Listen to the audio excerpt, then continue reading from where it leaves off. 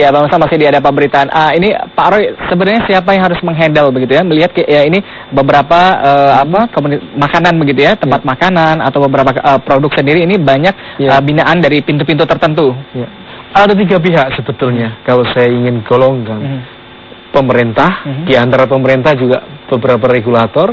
Kedua, produsen. Produsen, pelaku usaha, mereka harus bertanggung jawab atas produk yang dihasilkan, diproduksi. Dan ketiga, konsumen. Jadi konsumen yang tentu yang kritis, yang bisa melindungi dirinya, dan ini yang paling penting juga perlu diutamakan. Nah, untuk produsen sendiri ini efek jerahnya belum ada yang dikeluarkan oleh BPOM, termasuk mungkin mengumumkan beberapa misalnya produk nama. Oh jelas, kita lakukan itu secara berkala. Jadi kami memberikan sanksi administratif dan sanksi pidana. Tergantung kita melihat mana tidak mudah untuk sanksi pidana itu. Banyak hal, jadi banyak sekali, harus ada saksi, ahli, terdakwa, bukti-bukti itu memang tidak mudah, tetapi kita lakukan. Jadi kalau ada pelaku usaha yang terus-menerus melakukan ini, kadang kita temukan hanya pemain kecil, terinya. Jadi tidak efektif. Jadi kita ingin aktor besarnya. Jadi ini yang kita harus kerjasama dengan lembaga. Pemain kecil kan juga bisa jadi banyak dan besar begitu? Iya, betul. Jadi kita harus lihat. Nah, semacam di Batam, itu kita lebih mudah administratif saja. Langsung kita. Itu besar juga. YLK Ibu Ida ini kadang-kadang mungkin masyarakat begitu ya pada umumnya juga menilai begitu ya, saya kehilangan kambing, tapi ketika masuk proses hukum sendiri ini bisa jadi kehilangan rumah begitu. Nah ini yang mungkin dihadapi masyarakat sehingga akhirnya semua ditelan sendiri, termasuk makanan ditelan begitu ya, dan racun-racunnya ditelan sendiri.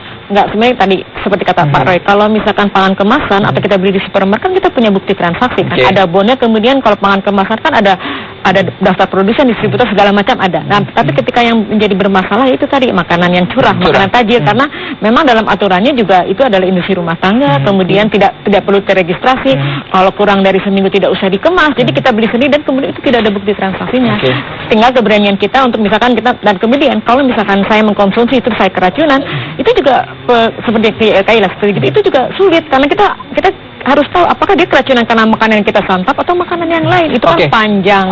Nah ini karena panjangnya prosesnya, artinya pencegahan dini harus dilakukan. Ya, pencegahan dini yang paling penting adalah itu tadi dengan melihat warna yang harga yang sangat murah, kemudian warna yang sangat mencolok mata, kemudian ketika kita mencoba makanan ini terlalu manis atau terlalu pahit, sebenarnya kita bisa melihat dari fisiknya aja.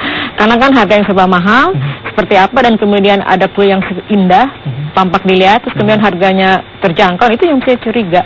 Dan kan dari rasa juga sebenarnya kalau kita terbiasa kita bisa tahu kalau ini menggunakan alamiah atau pengawet sintetis yang tidak diperbolehkan. Itu untuk yang curah sendiri. Tapi kalau yang untuk kemasan Pak Roy, ini harus apa yang dilihat begitu? Karena kalau expired date ini udah umum begitu ya. Ini bisa jadi patokan atau ada? Mudah sekali sebetulnya. Yang lainnya? Lihat saja ada nggak label bahasa Indonesia. Itu ilegal atau tidak dari bahasa Indonesia, terregistrasi tidak.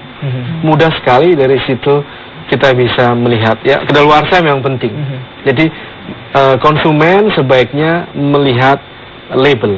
Ini adalah informasi awal. Rusak tidak, penyok tidak. Nah ini penting diperhatikan. Dan kemudian terregistrasi dan expired date itu penting sekali. Label bahasa. Cuman ada satu yang saya mungkin yang konsumen juga harus hati.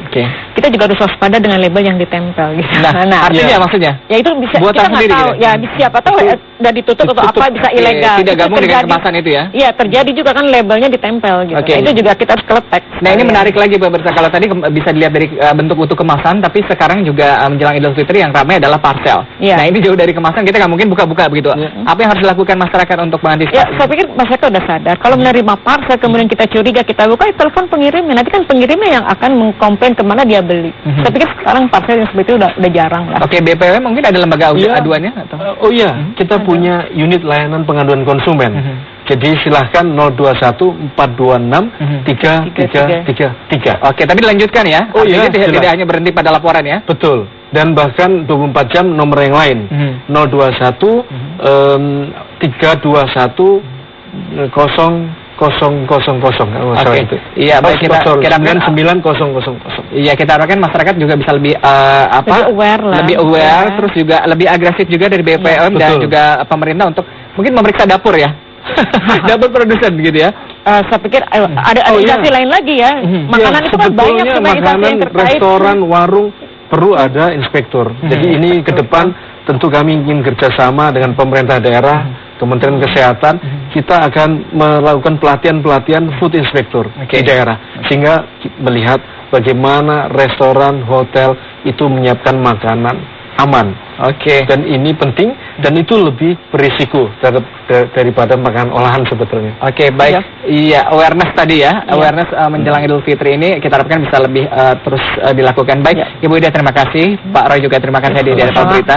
Pemirsa terima kasih Anda bergabung sama kami, jangan kemana-mana, informasi dan juga pembahasan lain masih akan kami hadirkan untuk Anda.